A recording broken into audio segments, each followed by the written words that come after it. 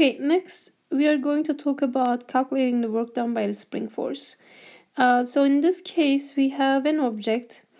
The object is attached to a spring, and spring is slightly stretched, as you can see, from x0 to xi, okay, initial case.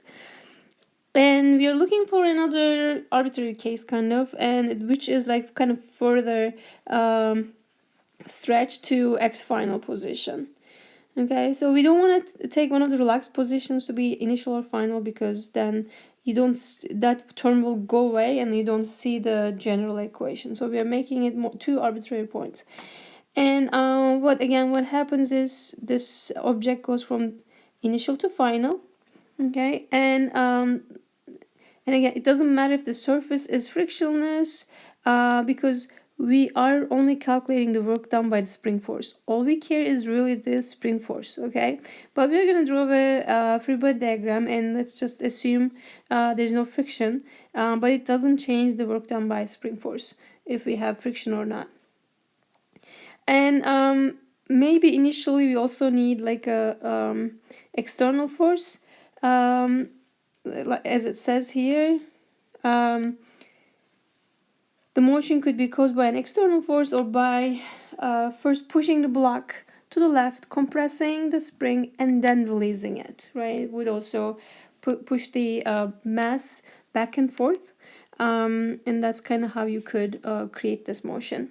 So let's assume the second, and now we don't have any applied force either. And again, those doesn't matter what other forces you have, it doesn't affect the work done by the spring force. All we care is the spring force now. So, but if you look at the case, so this is the free body diagram we have. And I also, again, as I mentioned before, I kind of on the side, I show the displacement direction as well from initial to final.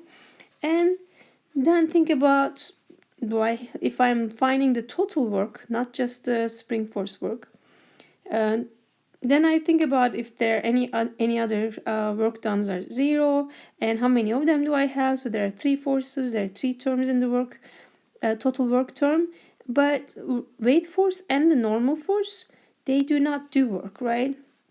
Why is that? Because they are perpendicular to the displacement. Okay, that's all you need to see. And if you look at the spring force, it is the angle between spring force and the displacement. So I kind of think about this as like, put them together, start from the same point, and one goes to the left, the other goes to the right. What is the angle? It is 180 degrees. Okay, we're going to use that to figure out the work done by the spring force. So when you calculate it, again, first thing we need to understand is it is variable, because it changes with x, and x is changing. So if you look at the free body diagram, just to write what the force, spring force is, you would write it as, since it's to the left and you're saying that positive x direction is to the right, so it takes a negative I hat direction, and the magnitude was kx, right? And using the equation for a variable work force, again, this is a three-dimensional case, but the motion is only along the x direction, so we are going to focus on this because there's no work done on the other directions. Okay, and there's a little typo here. This should be Fz. So there's no Fz or Fy of the spring force. They are zero. Also, the displacements are zero in the y and z direction. So you only have the x, the work done along the x direction. Okay. Now moving to that equation here, and think about like what goes in it. So you have kind of two choices, and I will explain what choice made in here. So we are using the Fs, and since it is simply Fx because it's along the x direction, we are using the force in this form, okay? Because we already said it is pointing to the left, and we said to the right is positive. So we're keeping that sign and showing it here. And I multiply by dx. So you kind of already included the direction between, or the kind of the angle, like cosine 180 between like that Fs and D, okay? And that cosine 180 gives you negative sign because those two vectors are opposite to each other. But for the variable forces, we usually already think about the direction. So F is negative, dx is positive. That's why we already included that negative sign instead of using cosine 180, okay? But just don't double count that. So use one or the other and you'll be fine. So the force is along the negative direction. We have the negative, so negative comes out in the next step. And k is also constant, so these come out. And what we have in the integral is simply x dx. That integral becomes, so this is the integration part, simply becomes x squared over 2. And there's negative k in the front. And that goes from final to initial, so you put the final first. Be careful with the signs. There is already a negative sign, so final has that negative sign. And that becomes negative negative for the initial. And that negative negative becomes positive, okay? So when you distribute that negative on the other one, 1/2 kxi squared will take the positive, and that's what you see here. This is positive, so we put that term first. And minus 1/2 kx final squared. So this is the equation for the work done. And we sometimes also put like WS or WFS to emphasize that this is the work done by the spring force, okay? Again, later on, I did show it on one of the examples, but later on we are going to talk about potential energy as well related to this. So when you stretch a spring, yes, the spring force does work, but at the same time, there is an stored potential energy due to spring, okay? And we're going to call it an elastic potential energy, not the gravitational one. So we're going to split those terms later on. That's what's coming up in next chapter. And this part is skipped. You can see the notes, and that brings you to, okay, yeah, the example problem. So I want to kind of go over this here as well. I'm going to just kind of think about a little bit, talk about it a little bit. I don't want to exceed 10 minutes too much. So what we have here is a spring whose constant is 100 newtons per meters and is compressed 0.2 meters by a block.